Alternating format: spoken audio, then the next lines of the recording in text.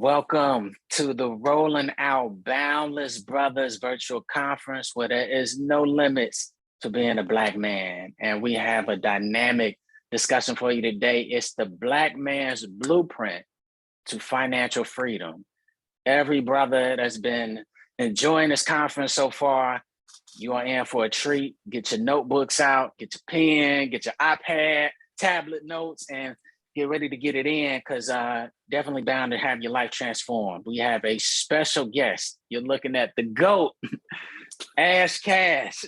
No doubt he is first and foremost husband, father to two beautiful young people, daughter and son, as well as a financial educator, motivator.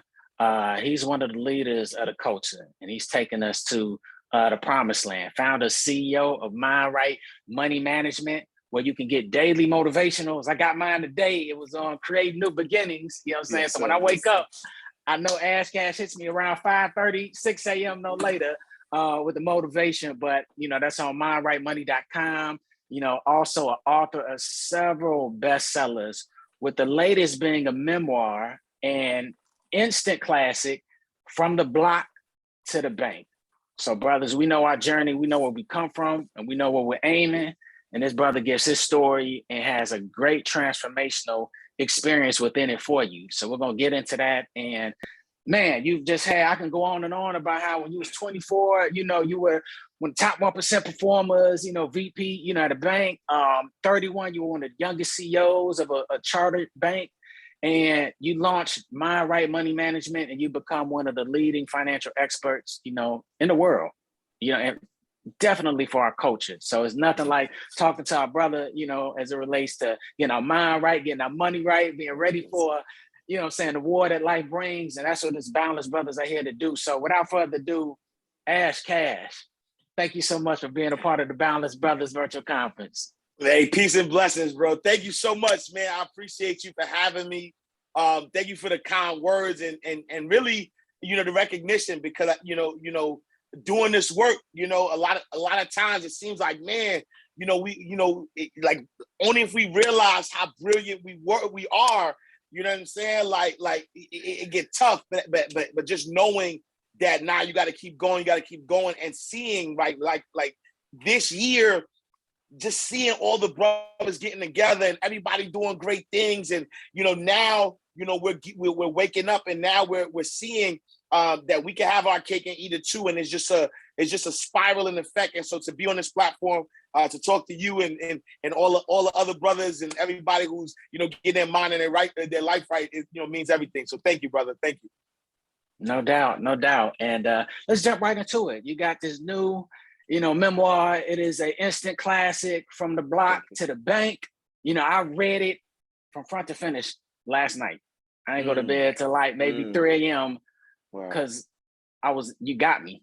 I was hooked, you know. And man, you start off with your story, you talk about, and for all us brothers, you know, we all come from different spaces, different places, but challenge is something that you're going to go through. And there's a unique challenge to the African-American male experience.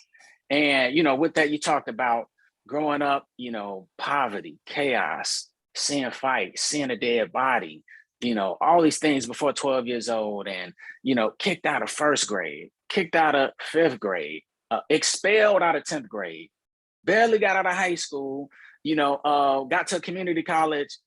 And then your story evolved to, you know, you're one of the youngest CEOs of a chartered bank, and then launching, you know, one of the most prominent, you know, this financial expert platforms for the culture, you know, and really mastering how to go from the block to the bank. So just, man, tell us your story, wherever you want to start with it. Yeah, for real, for sure. And thank you. You know, for me, I think one of the most important reasons why I wanted to write the book was because of what you just said, man. So, you know, I have a typical, you know, urban story. Single parent home. I'm the youngest of three. My dad left before I was born. And just kind of being in a space of growing up in the hood, right? From Harlem, New York, grew up in, you know, St. Nicholas projects. And like you said, I've seen everything. and was able to have a phenomenal career as a banker, as an entrepreneur, as an author. And a lot of times when people see my success, there is this thing like it all came with luck, or maybe I had both parents, or maybe I don't understand the plight of what a Black man has to go through, navigating these American streets. And just, it was time for me to like, nah, like if you knew my full story, you would probably be like, yo, I can't believe this guy went through it. And especially as I go, to schools and correctional facilities and all these different places where people who are me, not that look like me, that people are me, counted themselves out, right? Somebody who right now did some things, and because they did some things, they're looking at their life like, yo, I could never be greater than this. And for me, I'm looking at them like, yo, if you understood, I was one felony away, right? Like I was one mistake away from a felony. You know what I'm saying? And so like this, like all of the things I went through, I needed, people who are at the cusp, no matter where you're from, what your background is. If you have any situation which you think that you can't maximize your full potential, you're wrong. Like anything that you put your mind to, and no matter where you are in life spectrum, you can put your mind to. And I'll give you this example. When we get into our cars, and we put in an address, right, to where we want to go, at no point, if we make a wrong turn somewhere, does the car tell us we got to go back and revisit all the wrong turns we made? At no point. The moment that we make a decision that we want to start going down the right path, the car's GPS system is going to immediately reroute you from where you are at that very moment and take you to your destination. And so that's what From the Block of the Bank is my example of saying, listen, stop listening to people telling you have to revisit all of the things or your past made you. At the end of the day, wherever you are right now at this very moment, just make a decision and now follow the path to where you are looking to go. And if you do that, you can have, be, and do anything that you want. Man, of what you shared, one of the most powerful words, I think it's a 5-letter word, man, but choice. And that's almost the irony of life. You may have a higher power, you have these universal laws, principles, and rules, but we had a choice. So it's not like we're forced, like you're actually given that choice, which can be a blessing and it can be given a curse if you don't know how to, really control that. And what you speak to so often in this book, From the Block to the Bank, is mindset of abundance. And you speak, so if you can kind of share lessons of how you overcame your traumas and these traps, that Black men are struggling with, not only from the womb, but to what accelerates, unfortunately, too many of us to the tomb, but how do you use that mindset of abundance to overcome those type of traps that we often have in an urban setting? Yeah, I used to look at things as negative and positive, and used to always sort of feel like, if I'm going through this, so because I'm going through this, this is who I am. But a lot of so number one, I think that to overcome a lot of the traumas and traps, it's first you have to be aware that there's trauma. You have to be aware that there's traps. A lot of times we sort of like drowned ourselves in sorrow, regret, and anger, and just to mask that we're hurt, like to mask that that this just isn't right. And I think that if we try to mask it, if we try to run away from it, if we try to not recognize it, what happens is that it grows bigger and bigger and bigger, because what we don't understand is that running from it is actually calling it to you, right? And so you have to look it in its face. You have to accept it. You have to forgive it. You have to let it go. You have to really like I was angry. I got kicked out of school so many times because I was angry. I was angry because I thought my dad didn't want me. I was angry because the neighborhood kept telling me I was better off dead. I was angry because my school teachers and stuff were supposed to educate me, but instead they're trying to put me in special ed. So I was angry, and so I let that anger out. Right? I have a 13 and a 6-year-old. My son is in the first grade.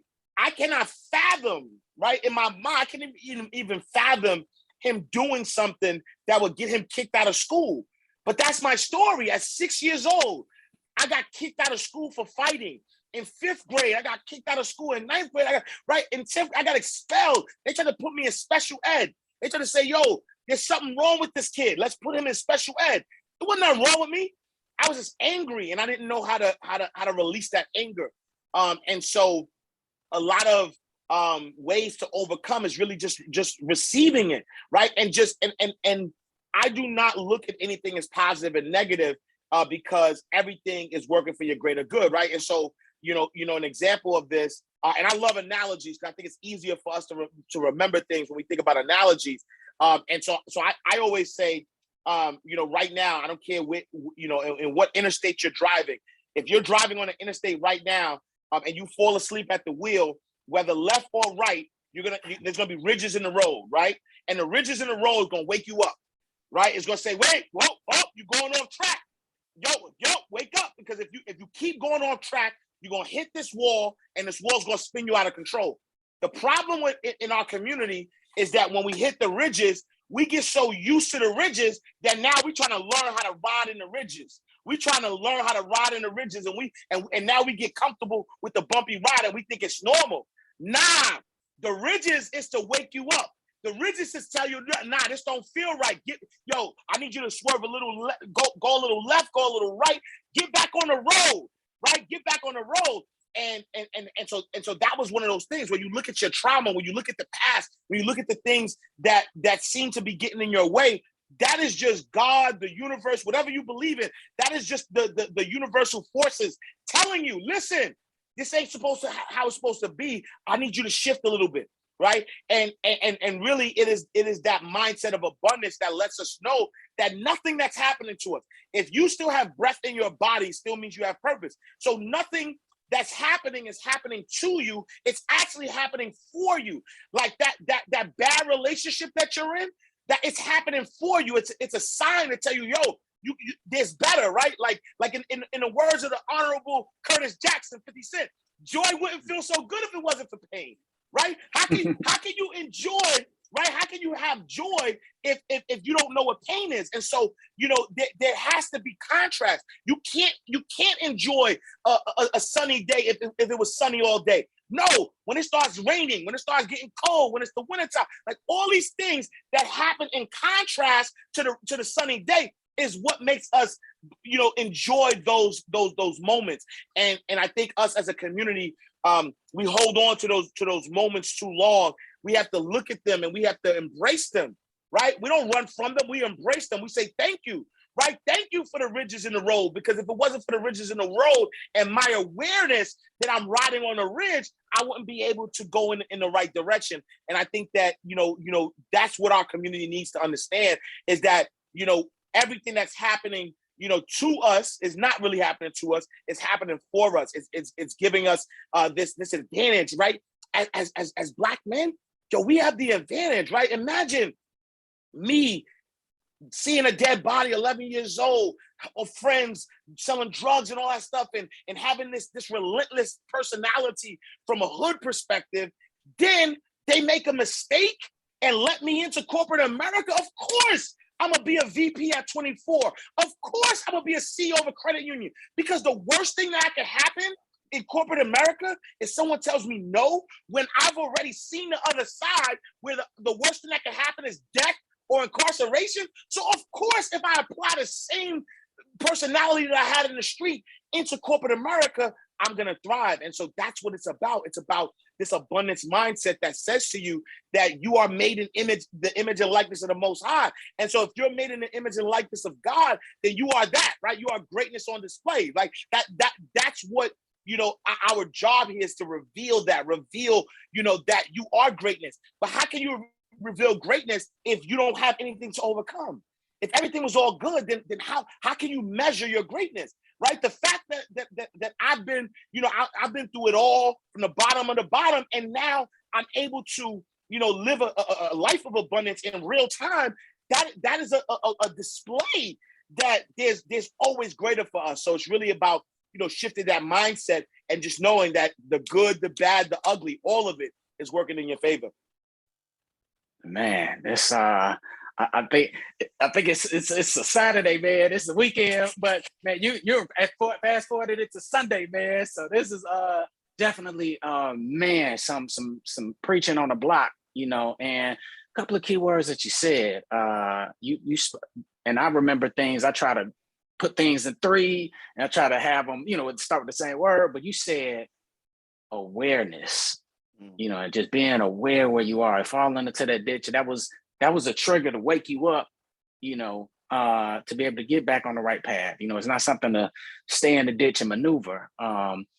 Anger, which we experience so much as Black men, and we often aren't taught how to communicate or express or even release.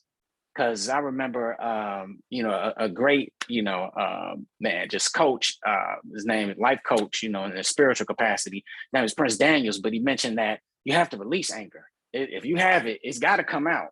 And normally it's rooted in like fear. I remember when times that I had to fight as a kid, similar to, it wasn't out of like being a bully. It was like, damn, I don't have no choice. Yeah. I got to get off. And, I might have to take one or two, so that I'll never have to take one or two, in this type of situation again. And I'm gonna have to get off. But that's a fear, so a lot of times that anger, we need to follow that. And then the third day that you mentioned was advantage. Like we can take that. You need, and there's a quote KRS once said, and it was, anything you give to God is good for God. So, we understand who we are, even when we don't. We know that it's an electric energy in us. We know how we feel when we bump to hip hop. We know how we feel when we on that court. And we know how we feel when we get an opportunity like you did, 24 in that bank. Like, you're going to give me a title. And you started off as a teller, but you said in your book, I had the mindset of a banker. I had the mindset like I was on Wall Street. Like, I had the mindset of if I was working with 100 or 1,000, I was working with 1,000,000 or 1,000,000,000, and you have so many principles that we'll get into as well. But I want to ask, going into your story off this space of awareness and your memoir, From the Block to the Bank, you speak of balance being so important, spiritual and family. And you take us to some dark places. And you say, the lesson that you got out of it was everything that happens is for your highest good. Yeah. But describe, there's a rough patch that you talk about in your life, and you pretty much, you spoke on a diagnosis of your son, and that it, in a very different way, it led to just creating an extra sense of balance by reconnecting with your father in a particular way. So that's one of two spaces I want to go at. But tell me how that whole experience. I didn't really want to give it away. For sure. Yeah. And so, to that point, that you mentioned earlier about anger, for me, I grew up just angry. I was angry at my dad. I was angry, at the fact that he wasn't around. And a lot, I had so I have, three brothers and sisters, or two brothers and sisters from my mom, but my dad had 5 other kids, and so, in total it was 7. My dad had 7 kids, and getting to that space of, thinking what they taught us, that we got to grind, we got to go hard, we got to do all these things, and that we have to choose between the grind and taking care of your family and things of that nature.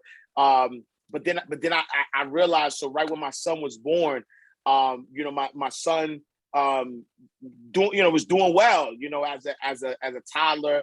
I had my neighbor actually, having these conversations with me about, getting him vaccinated, with the and not COVID vaccines, right? But like, the connection between the MMR vaccine and autism.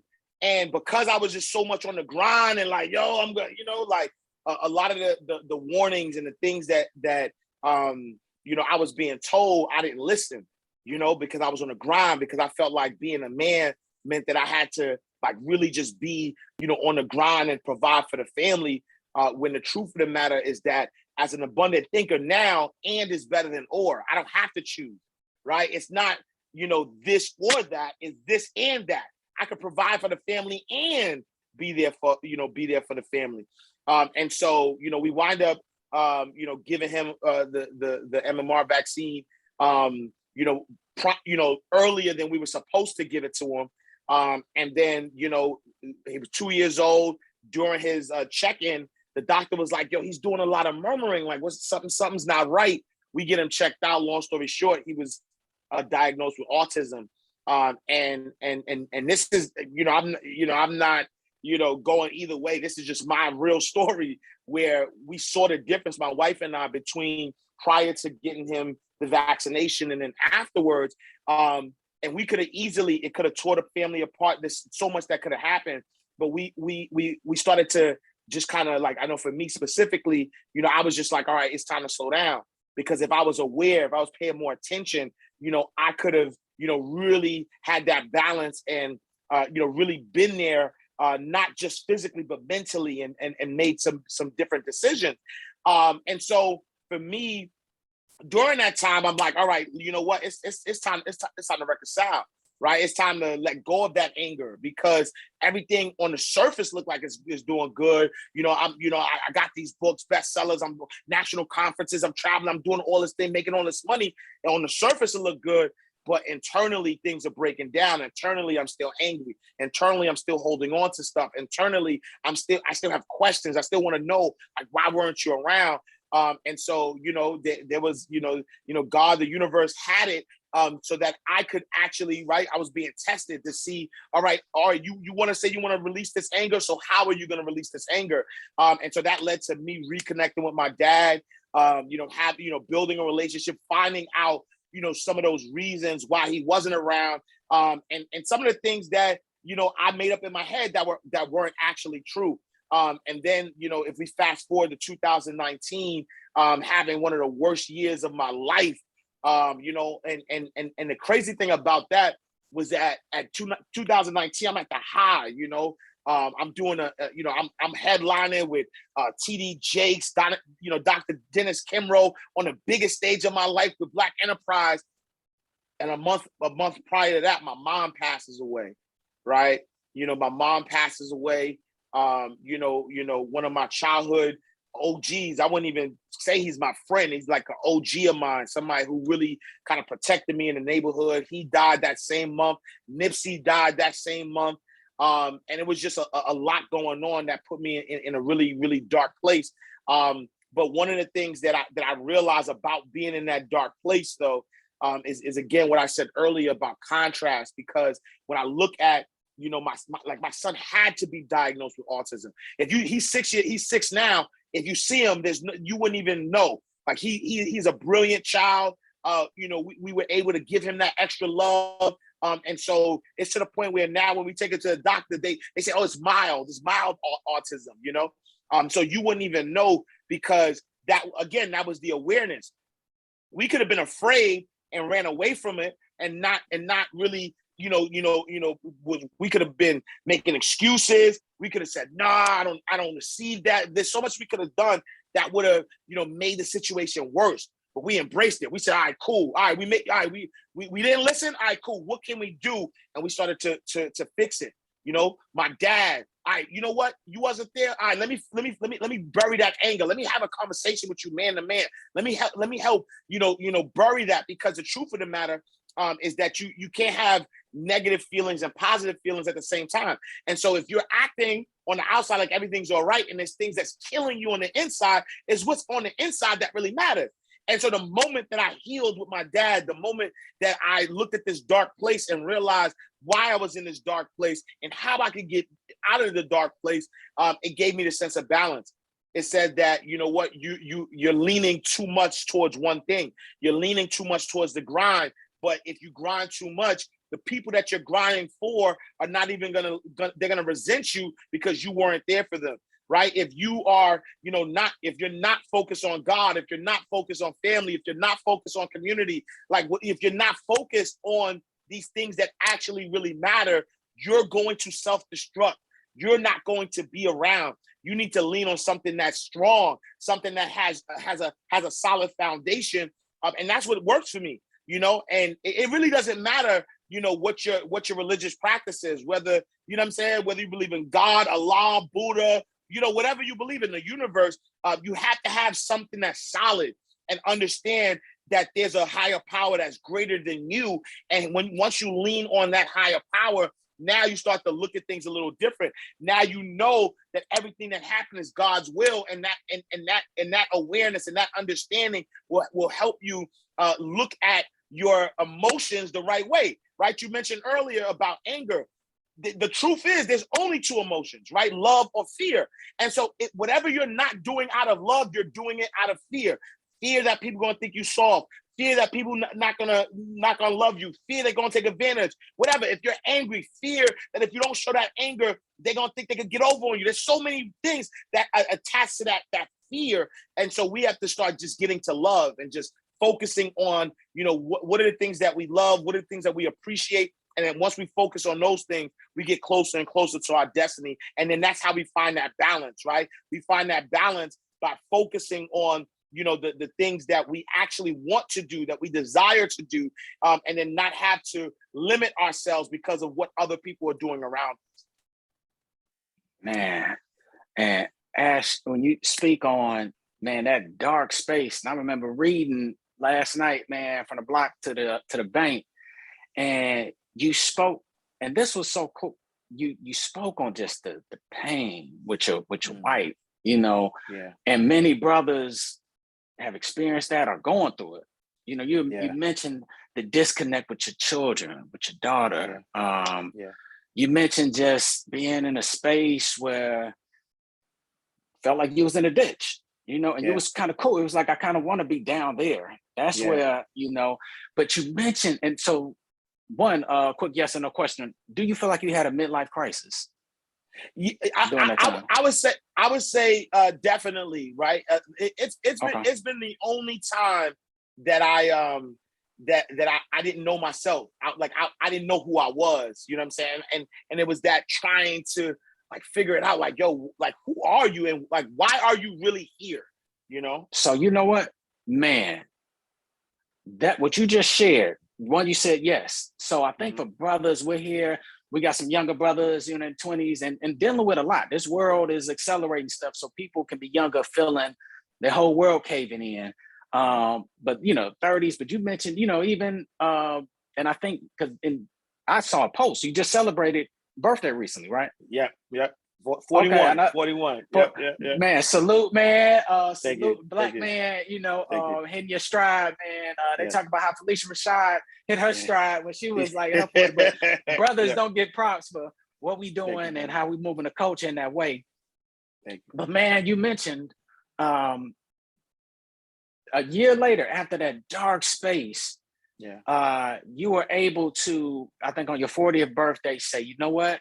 I'm about to fast for 40 days. So you leaned into some spiritual.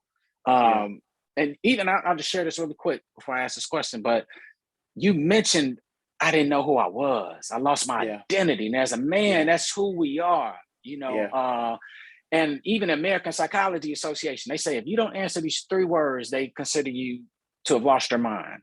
First is, who are you? Where are you at? And what time is it? And as a black man, we can take that and turn that all the way around. Do you know who you are? I'm talking about go to the beginning of time. Do you know where you come from? Do you know who you are? Do you know where you're at? Do you know what's going on? Do you know the traps and the traumas that have been placed around you? And do you know what time it is?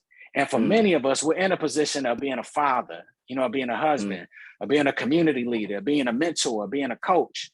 So tell us, and we can transition this into, you've given us the foundation for these financial principles, and you created 40 principles on this landmark 40th birthday that many brothers have, are heading towards, already, there. And that's a build, man. Men, you almost have to have a breakdown to have a breakthrough. So it seems like that's, what happened in your life. Just let us know, like, what are those 40 principles? How did you get into that space to rebuild your life so that your family, your spirituality, your business and finances, and your health was on another level?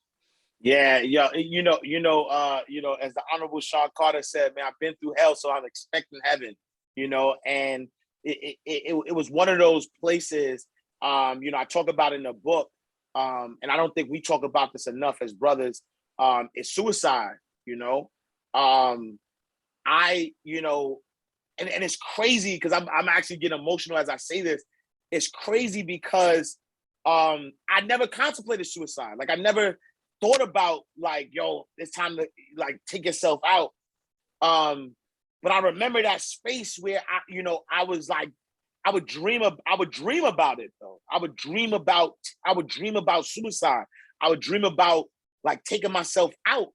And fast shout to my first lady, because even in that dark place and us going through what we were going through, just having that conversation with her and her like say, all right, listen, let's like we got to do something. You know what I'm saying? Because whether it's hiding anything around the house that could potentially allow me to do harm to myself. But it was that dark place that I didn't know where I was. I didn't know where I was at. I didn't know who I was. You know what I mean? And so all these things made me just kind of question what I was doing. And that's why I had to fast, and it wasn't even, honestly, it wasn't even something that like, I didn't read a scripture and the scripture said, yo, fast for 40 days. Like, it was just literally, I kept telling myself that I need to cleanse. Going into 40, I cannot hold on to anything negative that I've been holding on to. It's time to let go because a lot of people follow me on social media. If you go through my timeline, 2019 was popping, right? 2019 was dope. Like I was getting accolades. People were like, I was getting money, everything was flourishing, and I was dying. Like I was giving you a smile on the outside, but in the inside I was dying. And so fasting is both spiritual and mental, because we already have the answers to everything that we need. You can't find something that was never lost. What happens is that there's so much noise that happens in this world that drowns out us being able to hear. And so when you fast and not give yourself, the food that is adding to the noise, adding to the confusion, when you're drinking a lot of water, when you're quiet, when you're praying, when you're meditating, and you're sitting still, you start to get direction, right? You start to get direction. You start to be guided into certain directions. And actually, that's what I wrote this book. I wrote this book, during that time, during a time of fasting and getting clarity. And the 40 principles is really just kind of what came to me, right? As I was fasting for 40 days, as I was coming up with, what are the things that, you need to do in order to live your full purpose. And number one is to find out who you are. And so even for myself, my parents are Haitian. And, for a long time, I didn't embrace my Haitian roots because I didn't know the importance of understanding where my people came from. In fact, we were dropped off in Haiti, but if I go a little deeper, right, my people are from Nigeria and Benin, right, and the Ivory Coast. And so now I'm sort of understanding that warrior spirit. I'm understanding that my people are from the Dahomey tribe. That Haiti is the first first free Black republic because they said, nah, it's not happening. You're not taking us into bondage, right? Death is better than bondage. And we're going to fight for what is ours, not what I'm not asking you to give me nothing. I'm fighting for what's mine because abundance is my birthright. And just knowing that I'm from that, doing research and realizing that my last name, Exantis, means a gift of God. And so, Ash, solid. Oh, I'm a solid gift of God. Oh, that's who I am. Oh, that's what you trying to tell me? You try to tell me that I'm a solid gift of God? And how am I think about suicide? How am I, in a dark place? How am I, not realizing that I am greatness and staying in this space when God told me from birth, November 13th, 1980, God said, listen, you will be a solid gift of God. I'm going to use you to help others see their light, see their greatness, see who they are. And that's where the 40 principles came out of. And so I'll give you the top three. Is, number one is take 100% responsibility for your life. I think that a lot of times that, we want to point fingers, you know what I'm saying? Like, fast out to Will Smith. Will Smith always talks about, if it's somebody's fault that something happened, even if it's their fault, it's still your life. You are still responsible, right? You are still responsible for making sure that you get out of that situation. And so, when you number one, take 100% responsibility for your life, now it doesn't matter what happens to you. Now there is nobody to blame. Now there isn't a reason for you to not maximize your full potential, because you have to take full responsibility. Number two is identifying your purpose. Right? Identifying your purpose. As the late, great Nipsey Hussle said, find your purpose or you're wasting air, right? Like every single day that you're here, God is telling you, yo, you got purpose. You got, like, I still need you. I need to use your life in whatever direction that, I'm telling you to go in. And so you have to have purpose. And so, identifying your purpose, really kind of going through some exercises to asking yourself, like, why am I here? What value do I bring to the world? And we all have value, because the moment we lose value is the moment we lose breath, right? And so that's the only indicator. You don't need no one's validation. You don't need no cosign. You don't need nobody to agree with you. Your only indication is the fact that you still have breath in your body means you have purpose. And then number three is just really being crystal clear about your desires, because that's the one thing that a lot of us, especially in our community, do, is that we attach our desires to what seems possible or probable, right? So someone right now who just came home, or somebody who works a 9 to 5 is like, man, I would love to be a scientist. But they're like, man, I didn't go to no great school. I didn't do right. So they start to, give them, like, they start counting themselves out. They start giving these limitations, where the truth of the matter is that you don't, like, how is none of your business. Like, we spend so much time in the how business, but that's not even what our business is. Our business is the what business, right? All you got to do is say what. And then once you say what, then the how is actually revealed, because you don't actually control the how. Right? You don't control the how. Back to the GPS example that I gave earlier. If you put your destination in the car, you don't know whether the car is going to take you to the I-20, I-95, I-280. No, the GPS system is going to route you to the best and fastest way to get to your destination. So you're not in the how business, because if you were in the how business, you'll get stuck in traffic. Right? If you were in the how business, you'll get stuck. You'll be in gridlock all day. But if you're in the what business and you say, look, this is what I want, be crystal clear on your desires and allow that desire to allow the how to reveal itself, then we would get to those things. So if we focus on those three things, right? Taking 100% responsibility for our life, of knowing what our purpose is, and being crystal clear about our desires, that is the absolute first step to living our best life and really having this abundance mindset. Man, those are just three of the principles. He got 40, and I tried to look at it and say, man, which ones are the ones that I could just kind of hack? You need all 40 of them. So you need that from the block to the bank. But absolutely. And for those who have been watching and, man, getting these gems, and they're like, man, this is dope.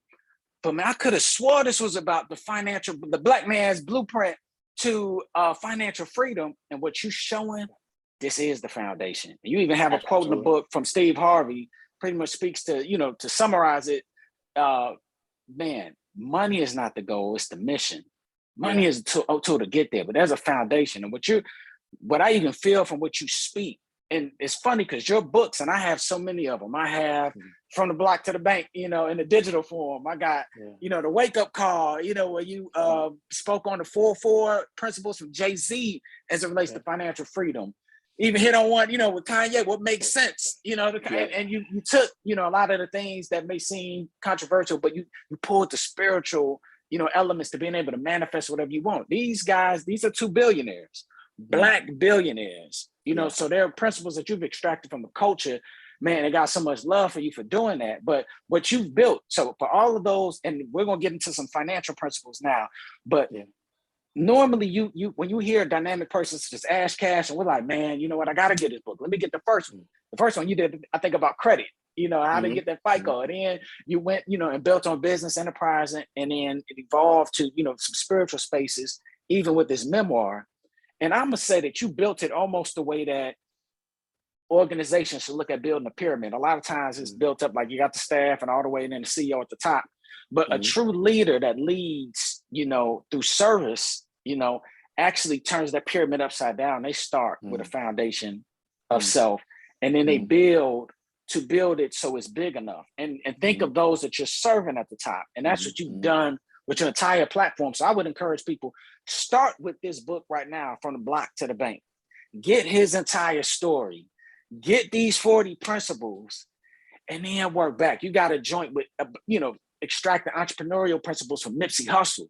Like I read this stuff, and the way we hustle, and I, like, people talk about Netflix binge, and I Ash Cash binge. Like I get your book, and I knocked that out. You know what I'm saying? In a week or so, and I remember reading up From the Block to the Bank, and I was like, yo, this is dope. And I'm like, when you're reading a book, you're like, okay, I'm halfway through, I'm almost there. Ash Cash, hit me with this, hit me with that, tell me. And then I got to one chapter, and it was like, it's 100 pages. I was like, damn, you tripping, Ash? What's this about, man? And what it was a workbook that it actually goes faster. And it's like, you share the principle, like you said, identify your purpose, man, clarity. One of my favorite ones was exceed your expectation. And I think the gist of it was, the greatest achievement is to outperform yourself. Absolutely. And these are it's a spiritual foundation to build that, so through those finances. So amazing work that you do. But I would recommend for those, start from this most recent and work your way back. You gotta have this. I love this Jay-Z 444 wake up call. But we'll get into it. Some things that you've mentioned in terms of financial principles. You've said something, you've broken down financial freedom in a way that I've never heard it broken down as clear. 2 other things I want you to just, share your thoughts on that. Financial freedom. And I heard you say in relation to that, rich people buy time, poor people sell it. I was like, bar. Man, so I'll stop right there. I'll stop right there. Just financial freedom, man, and how we align time with the accumulation of wealth. And so financial freedom is really that. It's time freedom.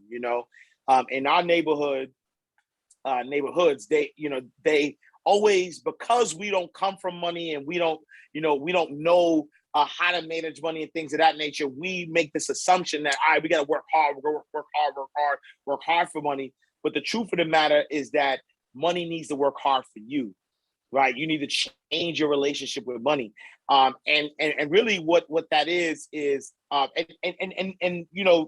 reason why I talk about this spiritual foundation, this mental foundation, mind right first before you get your money right, is because money is the lowest frequency, right? I'm a big fan of Reverend Ike, and Reverend Ike always had the 6 principles where he says, good health, right? Good health, love, success, prosperity, money, right? Money's the last one, right?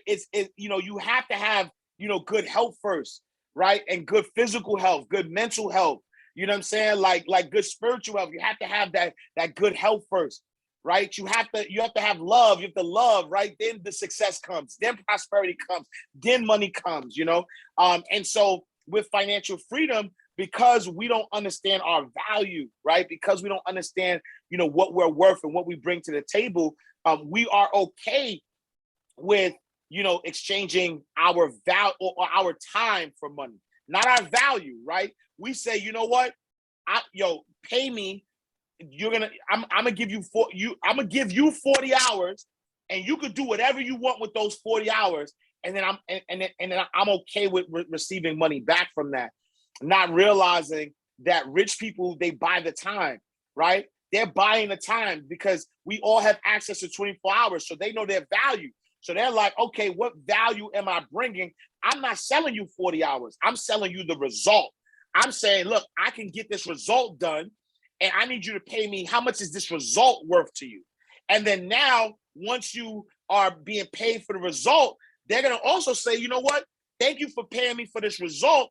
I actually don't need to do all of the pieces in that result. And so I'm going to find other people that are good at what they do to put the result together. And I'm going to buy that time so I can sit back and get the result that people are asking. And I think that's one of the biggest things that we have to realize. Like, we are so used to working hard, then getting paid. And then once we get paid, we take that money and we buy things, right? We pay our bills, we buy things, which forces us to now do what?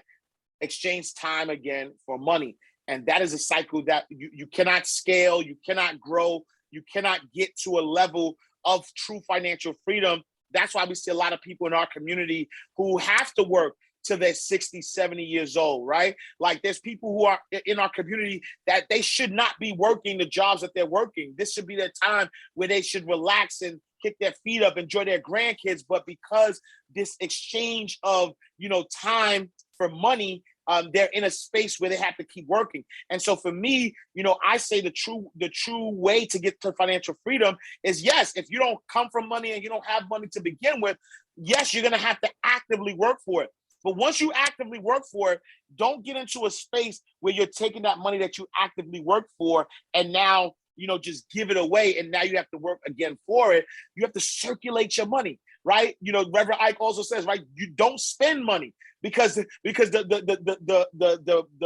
last three words, last three letters in spending is end, right? So if you spend money, now you're ending money, right? And so don't spend money, circulate your money. Find a way that as you make money, how can I invest in income producing assets? Whether it's real estate, whether it's the stock market, whether it's, cryptocurrency right now, and that's not going nowhere. Whether it's, myself as an author, right? I've written, 12 books at this point. My first book came out in 2009, right? 12 years ago. And so now 12 years later, I'm still getting paid off of something I did one time 12 years ago.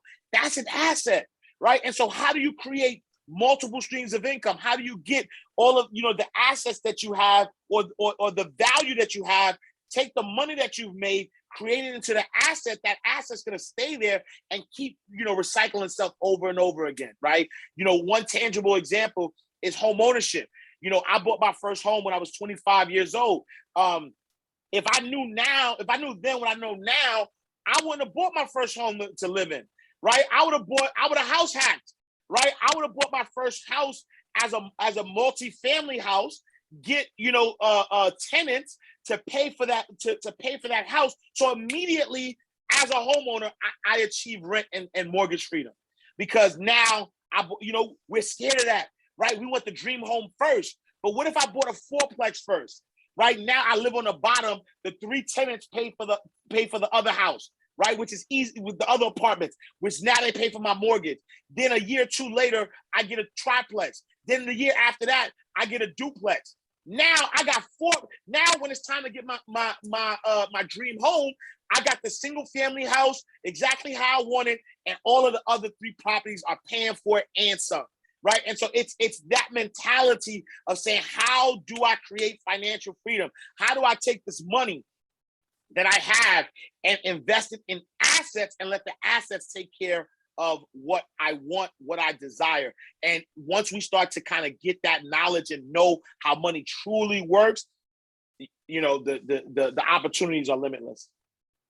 Man, you took us from the block. I'm talking about Martin Luther King Drive, you know what I'm saying? From Chicago to Atlanta, man, beyond, Yes, and took us to Wall Street, man, at the yes, top, man, at the the highest level bank, man. And it felt like a black owned bank, man. So yes, sir. Yes, I sir. man, that the gems he has are in these books, from the block to the bank. The wake up call, 444, Jay-Z, the plethora of books that he had, the Nipsey Hustle, man, Hustlenomics, man. And I'm gonna ask, we just got just a few minutes, man, like 3 minutes. So this is rapid round. I'm gonna ask you, I'm gonna mention, a concept or a thought that a black person can have, or even a black celebrity that you've kind of tapped into, and give me in 10 seconds or less just a statement that speaks to either their financial principle that you see in them, if it's a person, or if it's an issue, what's the solution? And I'll raise this pen when there's 5 seconds left on it. So, Yes, sir. Yes, sir. Yes, but sir. there's a quick statement on it. So, you wrote, man, it's 444 Jay-Z. What's your greatest financial independence principle you got from Jay-Z? Yeah, greatest financial principle is just know who you are. Everybody wants to be us, but we got to see us first. So once we see ourselves, then we'll know our value. And so forget paying me, I pay you, put the rest away for Blue. And when you were speaking to the whole system of, man, having assets that build for you, I just want to give people this acronym. I love it. System: save yourself time, energy, and money. You spoke to, man, delegate that time, delegate the energy, and allow that money to appreciate and work for you. So totally. Okay. You did one, man, on Kanye, man. I'm from Chicago, man. So I had to grab this, but you extracted spiritual principles. You didn't really get into, all the other, you just grabbed, some headlines, some bars, and spoke to that. So what do you get from Kanye as it relates to something that elevates a black man? Yeah, Kanye has unwavering faith in himself. If the whole world is against him, he's still going to do what he needs to do to be who he believes he is, right? And the biggest thing I learned from Kanye, especially now as a billionaire, is that it doesn't matter if you believe it. It doesn't matter if the world thinks it's wrong. It doesn't matter if the world thinks you crazy. It doesn't matter if the world doesn't understand.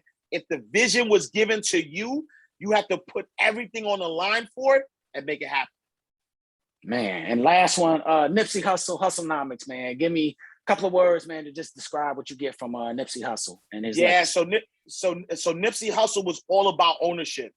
There is nobody on this planet that has built wealth by not owning. Every single person, if you think of Elon Musk, Warren Buffett, Bill Gates, whoever you think of, every single person has built their wealth through ownership. And that's what Nipsey was preaching to us. That's what he continues to preach through his music, which is why I felt like I had to write the book Hustlenomics to kind of, delve more into that. But it's about ownership. You have to own, right? You have to have, one of my brothers, Andre Hatchett, says, own or be owned. Right. And so if you're not on time for owner, Andre, man, that's my home guy. You know what I mean? So I shout to Andre. And so, if you don't own, then you are being owned, and we have to own our own. And once we own our own, that's how we become free. Until we own our own, you can't be free. Man, okay, own or be owned. One time for Andre, man. And you can just jam some ash cash, man. One of the greatest financial experts, motivators, man, of our time. Throw these issues out that black men may have. Give me a really quick response, because I got a couple of them as a solution. So as a black man, why should I budget and save if, for the long term, if just YOLO is how we get down out of the hood? Yeah, so you have to budget and save because, yes, you only live once, but you want to live the best, right? Why live in struggle? And so if you have this one opportunity, if you believe that you have this one opportunity to live your life and you're not going to live it the best that you could live it, then what are we doing? And so, budgeting and saving allows you to dictate how you live that one life. And so budgeting, saving is the way to live an abundant life. Wow. YOLO for the long term, man. You only live once. Exactly. So ain't no telling how good you could be living. So plan for that. I love it. Why should I pursue financial freedom when a white man is always going to hold the black man down? Yeah, why should I even play the ownership game? They own like 99% of it. Yeah. I think it's, number one, there's a wealth transfer happening right now as we speak. And don't take my word for it. Look it up. Google wealth transfer, and you'll see all of those people you're saying that own all of the wealth. They're dying, right? And most wealth is lost during the third generation. So even the people we say have all the wealth don't know how to secure that wealth. And so there's a wealth transfer happening right now. And we are in a great position to take advantage of it. But number two is that we got to take full responsibility for our lives. What happens is if we're looking and saying, hey, the white man is going to find a way to hold a black man back, that means you're not taking full responsibility. You have now given your power away to something that really doesn't even exist, right? Because, we have the power because we're the ones, if you look at history, our culture is always stolen, our music, our ideas. So we're the ones with the value, but because we don't see the value, we give it away and let other people become wealthy off of it. And so we have to be aware of those two things. The wealth transfer is happening, but also once we take full responsibility and understand that we are the sauce, we are the seasoning, we are the mix, we're the whole meal. And without us, everything else is bland. We know that. Then we'll know that ownership is ours. It's our birthright. It isn't something we're asking for. Abundance is our birthright. It's something that the moment that we came into this planet, it was destined for us.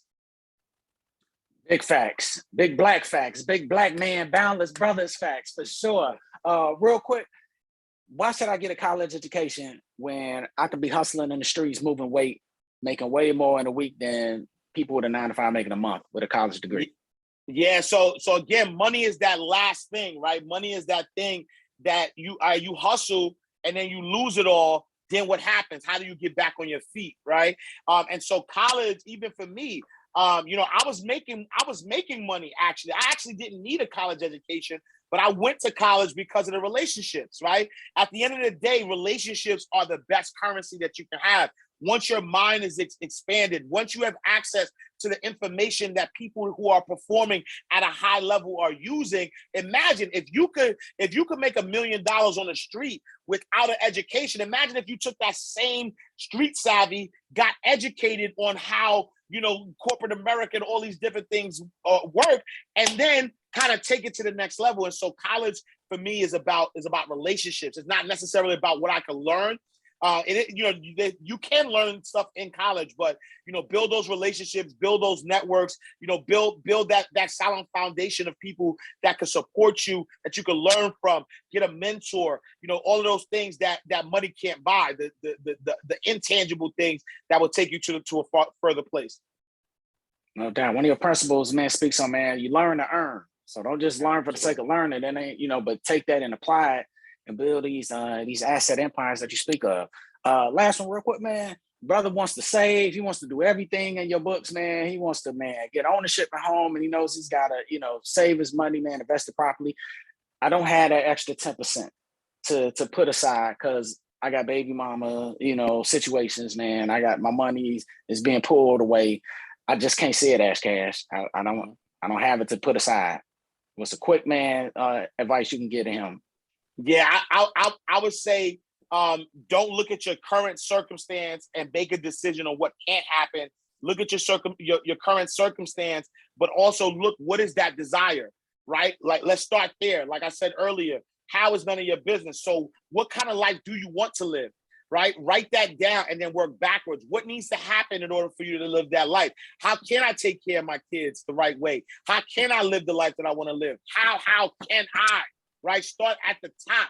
Don't start at the bottom where you are. Start at the top. What does a fulfilled life look like for you? How much money are you making? And then once you have that clear, right, that clear path that this is what it looks like, now you can work from that space. Now you say, okay, great. If it's going to take me X amount of money to take care of my kids, all right, I need to start here. So where do I need to be educated? What do I need to learn?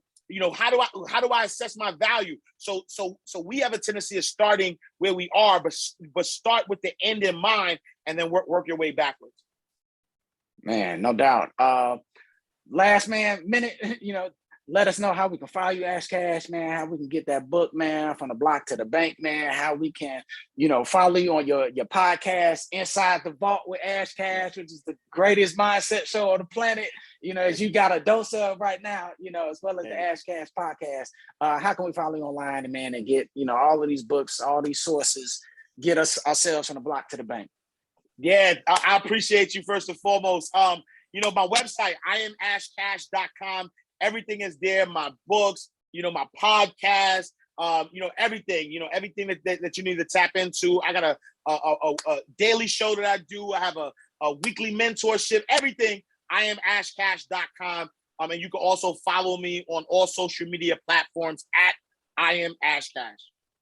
No doubt. We got to connect you with Munson and rolling out for the blackbookstore.com. We got to have all your collections on there, man. So shout out to your publicist, Ashley, for, setting this up, man. We'll make sure that we keep you in the Rolling Out family, man, because we need this for the culture. You do it for the culture. And as you mentioned, like, your name means, what'd you say, a solid gift from God. Solid. And they don't get more solid than Ash Cash. So, man, appreciate you. You're a boundless brother, man. And you exemplify everything that Black men should strive to be. Appreciate you, Ash Cash. Peace, King. I appreciate you, brother. No doubt, man. Peace.